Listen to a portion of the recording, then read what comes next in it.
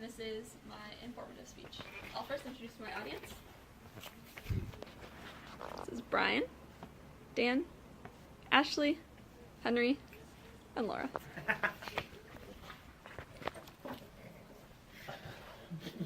Alright. So, it mystified us all as children. It scared us, sparked our curiosity, and it caused us to walk cautiously over sandy surfaces. Its fluid dynamics are still being studied by geologists and physicists today. What is it, you ask? Quicksand. Let's talk Hollywood first. Slate, the online magazine, noted that in 1960, 3% of all movies produced contained at least one scene in which someone was engulfed or trapped in quicksand. You may be thinking that this seems like an unrealistic ratio of media portrayal versus actual quicksand-related events. That's because it is. The gimmick that was popular in this era caused what's a relatively rare geological event to be thought of as commonplace. Quicksand occurs when an area of loose sediment becomes saturated. The liquid suspends the particles against the force of gravity so they appear as solid ground. Quicksand falls squarely into the category of a non-Newtonian fluids. Just for reference, other non-Newtonian fluids are cold hot fudge sauce, silly putty, and ketchup.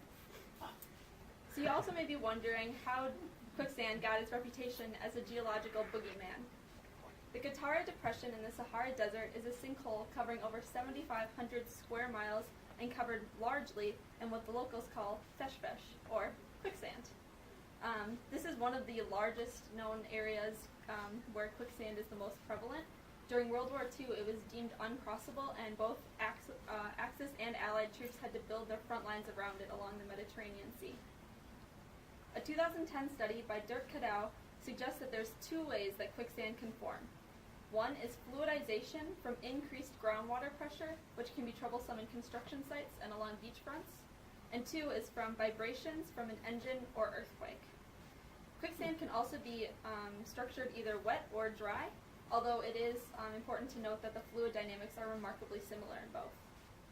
Because of its non-Newtonian nature of the fluid, when the surface is disturbed, its nature changes completely, and the structure of the entire pool is compromised so that it begins to collapse around the intruder that broke its surface. It is important to note, though, that while I was researching, every source remarked that it is completely impossible for a human being to be completely engulfed in quicksand.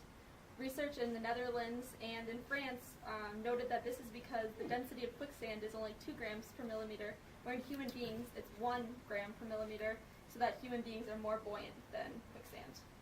The few deaths that have resulted as in consequence of quicksand are actually resulted from their exposure to the elements because they were unable to escape from quicksand. So that brings me to my final point: how to escape from quicksand, just in case.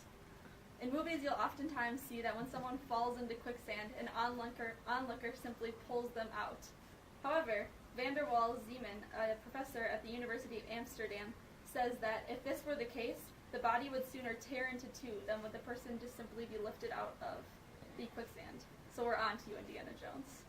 If you were to try and just lift your foot directly out of quicksand, you would need the equivalent force of lifting a medium-sized car.